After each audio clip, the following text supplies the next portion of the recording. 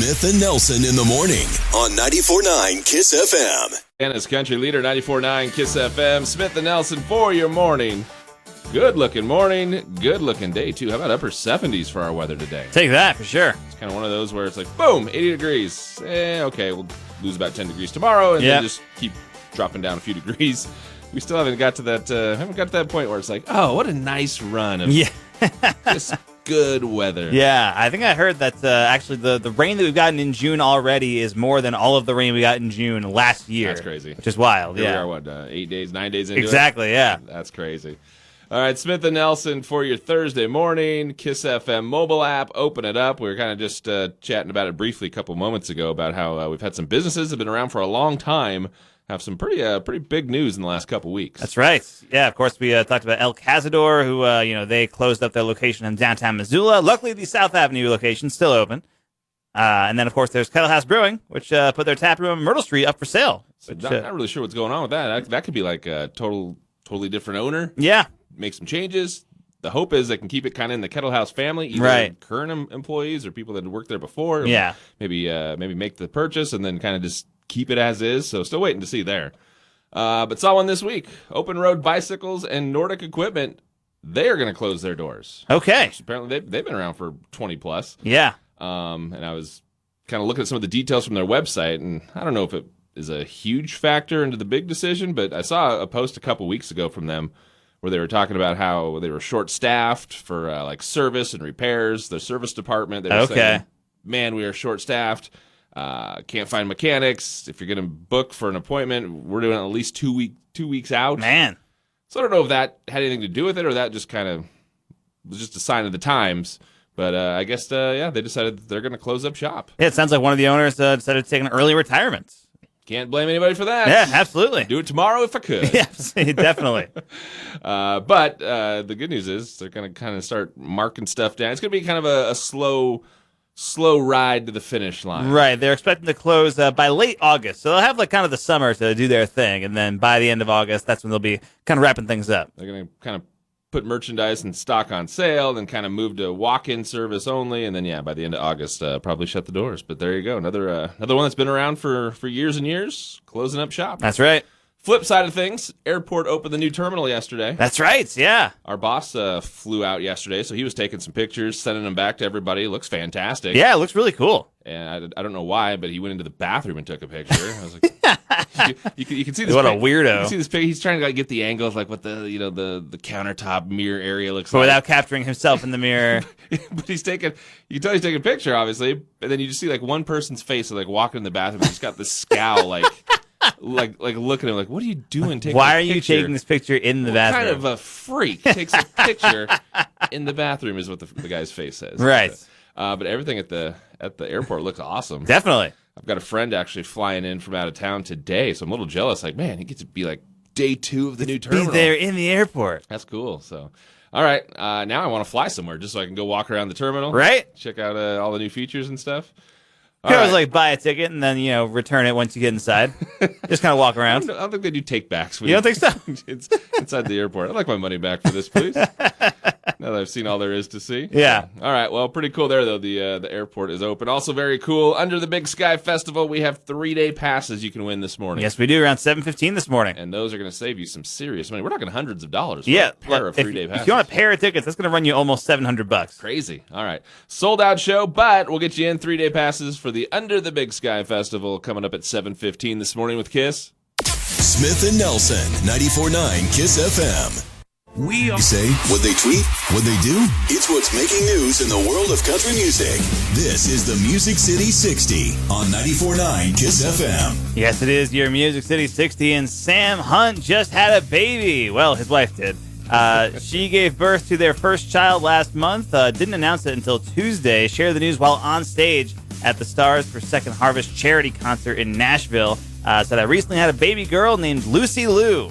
I think not named for the actress, might be for somebody else. He said, I think being out here in the music business, being out on the road has sort of hardened my heart. My heart's definitely got a lot harder in a lot of ways since I left that small town. Amazing how the little girl melted all the way overnight a couple of weeks ago. Pretty cool. Plus, they were kind of doing the divorce thing. Yes, we are. No, we're right, not. That was them. Well, speaking of romance, ever wonder how Tim McGraw and Faith Hill started theirs? to McGraw in an interview talking about how he knew Faith Hill was his soulmate. He says, I knew the first time I saw a picture of her, I was in love. My management agreed with her management, that she would open the tour. And then he says, we used to do The Joker by Steve Miller Band. Okay. It was the encore song, and they would do this thing where they'd all get in front of the stage and do this slide guitar kind of thing at the very front of the stage. Tim says, we were doing that. I feel a presence behind me. I turn around, and it's Faith, and she's doing the slide with us. I turned around, looked at her, and I said, okay, boy, something's up here. And then Tim says, I walked into her dressing room one day and just kissed her. I couldn't help myself. No, there you go. That's how it all came to be. Cool.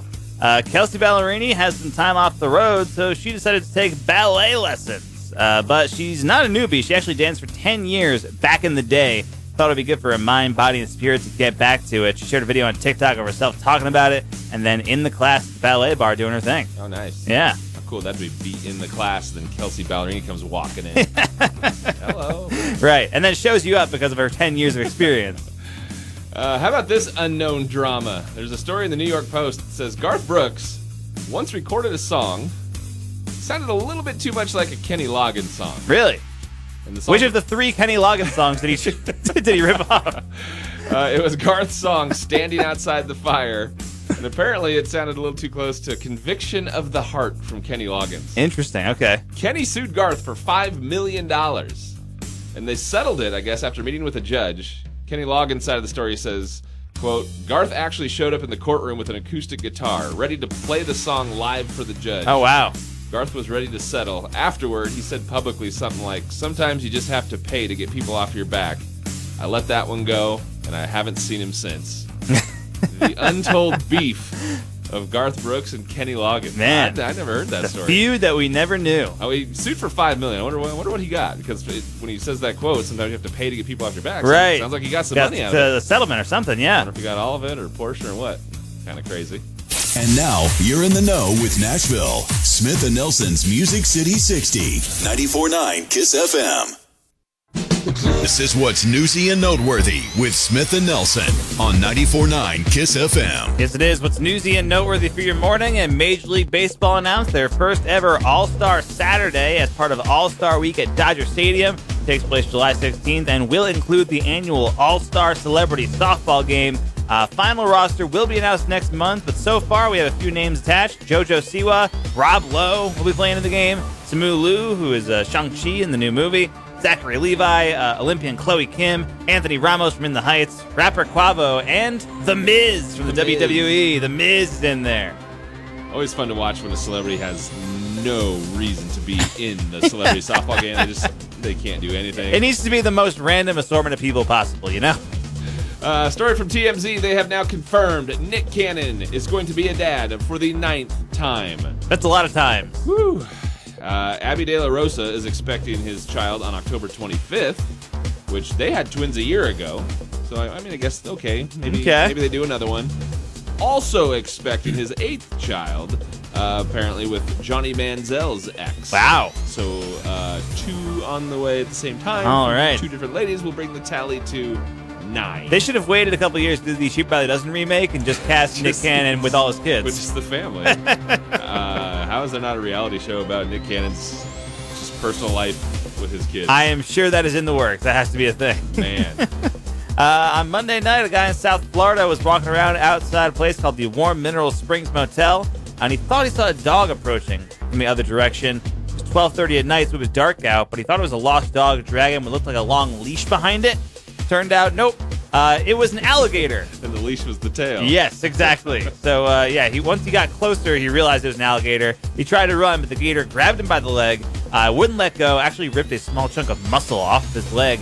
Managed to get away, though, flagged down a cop, and they called for an ambulance, got him to the hospital. He's okay. And animal handlers found the gator nearby and relocated it. They said it was over 7 feet long. Well, let's keep it with the animal stories here. We'll go from gator to moose. Okay. Erie, Colorado, police are asking residents to stop taking selfies with a moose that is on the loose. Apparently, the wildlife officials are trying to relocate the moose. Police jumped on Facebook and put a post up that said, please keep a safe distance, further than you would think is safe, if you encounter the moose. And please, please, please, stop trying to take selfies with it.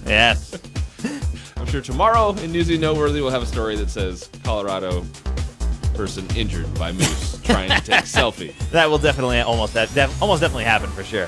This happened in upstate New York. A woman went on a wild hunt when her 15-year-old dog went missing. Eventually came across a movie crew an hour away in Albany, and they said the dog had been picked up by a celebrity. Turns out it was Hillary Swank. Hillary Swank, who is a known dog rescuer. After a quick phone call, a car drove up with the missing dog in her lap. And after returning the dog, Hillary Swank took a photo with the owner, but the owner said, Hillary's not the type of person who's going to blow the horn telling people what she did. She actually has a foundation centered around rescue animals called Hillaroo. It's a great name for Hillary Swank's rescue animal shelter. Forget Dog the Bounty Hunter. I want to see Hillary Swank, the dog rescuer. Yes, rescuing dogs all across the country. Showing up with dogs in her lap. Yes, exactly. I believe this belongs to you. All right, there you go. Newsy, noteworthy for your morning. It's KISS. Studio and available 24/7 with the KISS mobile app. Turn it up. Montana's country leader, 94.9 KISS FM. Montana's country leader, 94.9 KISS FM. Smith and Nelson in the morning. We will pull some stories from our KISS FM mobile app here in moments. First, I got to tell you, part of the morning is brought to you by Taco Time. That's right. Try the new Impossible Nacho Burrito. You won't believe how much Impossible meat tastes like seasoned ground beef, but it's 100% vegetarian. A delicious combination of Impossible meat and your favorite nacho ingredients all wrapped in a home-style tortilla. It's Nacho Average Burrito. The Impossible Nacho Burrito only for a limited time at Taco Time at North Reserve. All right.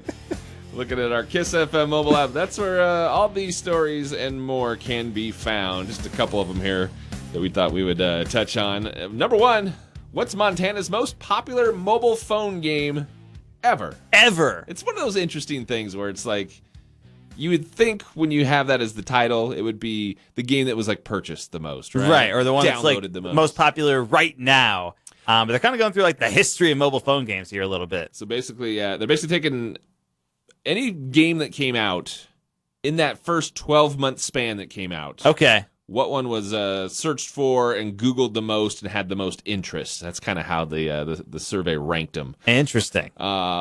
Number one overall in the most states was Angry Birds. Makes sense. Angry Birds was the craze. I was downloading Angry Birds. Sure, it was a huge thing. Trying to free those pigs. Made a movie out of it. They did two movies Blake out of Shelton it. I don't know if he's in the second one. I know he's in the first one. Okay, yeah. So that was the most popular one across the country. For Montana, it was Flappy Bird. Flappy Bird was the one, huh? Look at it in the bird family. Yes, indeed. You remember Flappy Bird? I do remember Flappy Bird. It looked more like a fish, but he was yes. Yeah, I remember Flappy Bird. I remember there was a whole thing where like they took it off of the App Store for some reason, but I don't remember why. Such a craze. Yeah. And it was the stupidest game. All you would do is you would just tap your thumb on the screen, and every time you tapped, it would like keep the bird flying in the air. Yeah. And if you let go, he would just crash and burn. And the other way that you would die basically in the game was like you would hit one of the tubes you were trying to fly through. Right. It was the stupidest, simplest thing.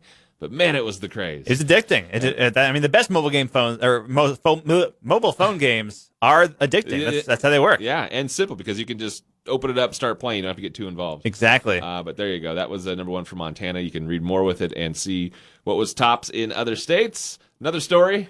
If you're headed to Glacier National Park anytime soon, maybe pack that mask along with you. Okay, they are reinforcing a mask mandate for this season. They're bringing one back, although it's not as bold and crazy as it sounds. If you're thinking, if I'm going to Glacier, why would I have to wear a mask? If I'm, outside. Gonna be outdoors doing activities and stuff, yeah. Not exactly the case, but anybody that enters any federal buildings in Glacier National Park will have to wear masks. So anytime you're indoors at Glacier, basically, you got to just put a mask on. Pretty much. Okay. So that was kind of a big story here yesterday. And then final one, hey, we've been waiting on this, and I can't remember when we had the initial stories, given the details of the new hotel in town. I feel like it was a while ago. Looks like we might be getting there. Yeah. I was actually, we were out headed to grab a beer at Conflux a couple days ago, and we noticed that that huge area that's been under construction over at Main and Patty, it looks a lot more finished. I mean, there's still some stuff happening there, but like that building is like basically done, and we saw a sign for the Wren, and I was like, wait a minute. Like I was like racking my brain, like that sounds familiar from long ago. I feel like I wrote a story about this, so I like went back and was like, oh yeah, the Wren, like this new hotel that's opening up in Missoula, and it looks like they are finally getting very close to being at a point where they're going to be able to open. Which initially they said it'd would already be open, right? I believe their website originally said early 2022, and now we're about halfway through it, so I think we missed the cutoff there. But now they're kind of saying late summer is kind of the what they're aiming for now. All right, so that's not far away. Yeah, definitely. We'll take it. All right, story with or all three of those stories: the Wren, Glacier calling for masks again, and then the most popular mobile phone game. Just a few of the stories you will find with your KISS FM mobile app. 94.9 KISS FM. It's Odds and Ends with Smith and Nelson on 94.9 KISS FM. Yes, it is. Some odds and ends for your morning, and Live PD was a pretty big show a couple of years ago. Of course, it filmed right here in Missoula. Yeah. That was the A&E Cop show, and it was canceled 2 years ago in the wake of protests that sprang up following the George Floyd killing. But it's coming back now, except now it's in slightly different form. It's now called On Patrol Live. It'll air on the Reels channel, which you may or may not have. I'm guessing a lot of people won't have that channel. But it's being made by the same people. It's basically the same show. One of the producers say, I think the more we talk about policing, the more we should want to watch police officers doing what they do. It was also kind of at the same time Cops was canceled, and now that was back. So, yeah, Live PD returning under a different name. Interesting. Story about a man in the UK just setting a new world record by visiting 56 pubs in 24 hours. Apparently the old record was 51. Okay. He says his goal was to visit more bars in a day than anyone else. Well, obviously, if you're looking to break the record. Hardest thing I ever did in my life, he says. Yeah. Hardest part by far, the bloatedness of drinking so much. So you have to stop in and have a drink at every place? That's what I'm thinking. Okay, yeah. Because you could just go to a pub, walk in and walk out. Yeah, and I think you could do more than the 50, right? He says it didn't help that I can't make myself burp either. I lost count of how many bathroom breaks I took. At the beginning, it was like once every 10 pubs, he says, but then by the end, I was going every 2 or 3 pubs. Yeah, that sounds about right. That's a hard-working athlete right there. Yes, it is, for sure. Be able to break the record. This video has been going viral of a guy in Indonesia climbed over a fence at a zoo to taunt an orangutan. The ape was not in the mood. You can see the video. It grabs the guy's shirt. It pulls him up against the cage and yanks him. The guy can't break free. It locks onto his leg and he's not going to let go. It even tried biting him at one point. And somebody kind of struggled to help him. Eventually pulled the guy away. He was not injured, but he was kicked out of the zoo. Really lucky to be alive. Orangutans, 7 times stronger than humans, can lift 500 pounds. Wow. Which is pretty wild. I saw some of the video just of the action. I didn't see the part where he was taunting it. Yeah. This is kind of crazy. Story about a guy in North Carolina. Went to the lottery office because he had a winning ticket. And, if it gets over a certain point, you have to go claim the money. Right. So he went off to collect his $600 jackpot and then found out it wasn't worth $600. It was worth $585,000. What? $585,000. So he thought. Why did he think it was $600? Well, I think he thought it was about $585. Okay, gotcha. But it ended up being $585,000. That's a pretty good surprise to have. Man, can you imagine that? I don't think I would believe them if they told me that it was worth that much. I mean, gosh, you're thinking, oh yeah, with this money, I could buy a new barbecue for the summer. Right. And it's oh no, I could buy a new house. Now I can buy 1 million barbecues for the summer. This is a weird situation out of Missouri. Last year, a woman in Missouri demanded that Geico pay her $1 million because she got an STD after having unprotected relations in a guy's car. Geico hardly seems like Geico's fault. Exactly. Geico refused, and then she took them to court. This week, a Missouri appeals court ordered Geico to pay her $5.2 million. What? Way more than she was asking for in the first place. What? So Geico apparently refused to get involved initially, didn't even want to, acknowledge it. Leave us out of this. They would not join the guy's defense. And the court later said that was them opting out of a defense. And so the woman and the guy went to an arbitration, which awarded her more, $5.2 million, based on documentation that she provided. But they also reached some sort of agreement that limited his personal liability. So that put Geico back on the hook because of a precedent in Missouri that was set in a similar insurance case. Oh, my gosh. Yeah, just a weird sequence of events all around that somehow lost Geico $5 million. There you go. Your American legal system at work. There it is. Some things that happened on this date. How about 1934? Donald Duck made his debut in a Walt Disney cartoon called The Wise Little Hen. Nice. This day, 1990, MC Hammer's debut album started a record-breaking 21-week stay at the top of the album charts. Man. It was the longest uninterrupted stay at the top of the charts since the charts started. It was Hammer time. It was Hammer time. Full effect. This date in 2017, Gene Simmons of KISS filed a trademark application for the devil horns hand gesture. So, when you put your pinky and your pointer finger up, sure, right? yeah. Give him the horns. He claimed he invented it in 1974. And just never decided to patent it until right now. Birthdays for your day. Johnny Depp is 59. Whatever happened to Johnny Depp? Haven't heard much from him lately. Been laying low, I think. Yeah. And Michael J. Fox is 61 today. Man. There you go. Odds and ends for the morning with KYSS. This part of Smith and Nelson in the Morning brought to you by Hunter Bay Coffee, Montana's premium gourmet coffee roaster. It's in the morning, 94.9 KYSS FM. Seems like the whole world has gone Yellowstone crazy. At least Missoula. Not for the park. For the show. Yes, for the show Yellowstone, which has really become, the biggest show on TV over the last couple of years. Yeah, I think it's totally amplified here locally, just in the sense that it's the show is so big everywhere. Yes. But man, we're on the inside. We get the cool perspective of having it filming in the backyard, filming right here in town, featuring. You watch the show and you're like, wait a minute, hey, I know that place. Yeah, that's the Missoula County Courthouse, or that's Ruby's Cafe, or, whatever. Now they're filming, season 5 is filming right now. Chances to be extras. Yes, of course. Lots of local people are popping up. You were an extra on Yellowstone. Thank you. A while back, of course. A featured player with Kevin Costner. Cutting room floor. Yeah. No screen time. You think you may have seen your shoulder, I think, at some point, right? It was fuzzy. Yeah, something like that. But yeah, Yellowstone. It's everywhere in Missoula, and it's everywhere all around Montana. It films in Hamilton and Darby. There's a Yellowstone spinoff that I believe is going to be filming in Butte. They're kind of talking about doing it right there, right? What was that? 1932, right? 1932, one of the 80,000 Yellowstone spinoffs that are in the works at the moment. But yeah, so of course, people watch the show kind of all over the country. They're seeing these beautiful Montana landscapes, and they're thinking to themselves, man, wouldn't it be cool to live in Montana?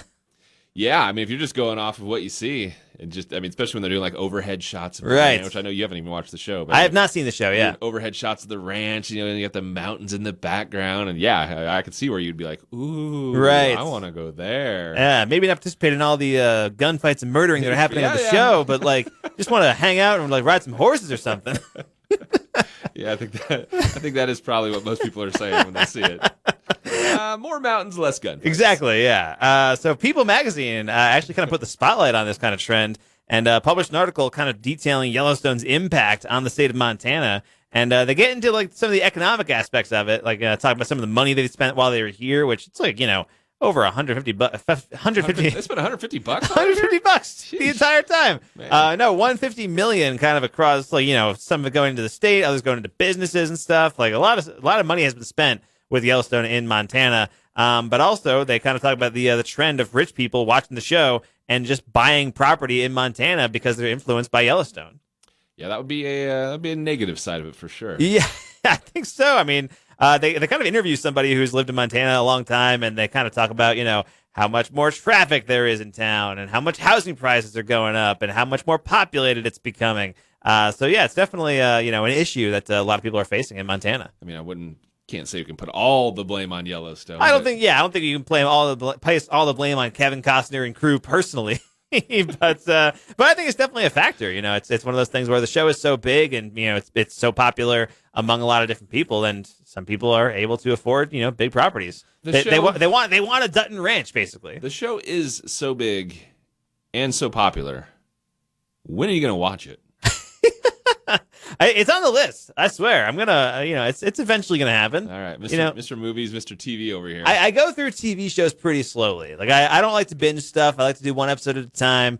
Kind of ease my way through a show. I like to sip. Exactly. Enjoy the flavor. Savor it. I feel like instead of just gulping. Yeah, I feel like I remember the show better when I do it that way too. I feel more attached to the characters and all that kind of stuff. So I got a million other shows that I'm watching at the moment. So at some point, I'm going to sit down and watch Yellowstone. It could take a little time. All right. I just feel like everything we talk about when we're saying it's so cool because it's local and it's here. So yes. That would make you be like, oh, I want to watch this. Yep. I would like to watch it. I've heard it's good. All right. People seem to like it. Yeah. They're moving to Montana because of it. All right. Check out the story with people moving here because of the show and the influence of it. We've got the story with your KYSS FM mobile app. Music. We play more of it. Montana's country leader, 94.9 KYSS FM. Newsworthy nugget of the day with Smith and Nelson on 94.9 KYSS FM. Brought to you by Farside Sign, Missoula's leading full-service sign and custom vehicle graphics shop. far side sign in the 2200 block, South Avenue West. Nugget time. Let's all learn a little something together. That's what the Nugget's all about. Exactly. Going into some baseball history this week, and this one is probably one that, big baseball fans may already know. But did you know Joe DiMaggio has the longest hitting streak in Major League Baseball history with 56 games with getting a hit every single time, which that's a very impressive streak. But added on to that, tied for 16th on the list, his little brother, Dom DiMaggio, at 34 games. Really? Yes. Yeah, Dom DiMaggio, kind of within spitting distance of Joe DiMaggio's record. I didn't know he had a brother that played. Yeah, Dom DiMaggio played 11 seasons for the Boston Red Sox. Was nicknamed the Little Professor because he had a small build and wore glasses while he played. Yeah. You think about it, you go like, oh, you get four or five at-bats every night. You should be able to squeeze out a hit. It's amazing no one has kind of reached that number, but, man, it's crazy how, nobody can get there since. Absolutely. I mean, Joe DiMaggio's number 1 with 56. Number 2 is at 45. So, that's like a pretty solid gap right there. Dom DiMaggio also in the rankings. Need to or not, now you know.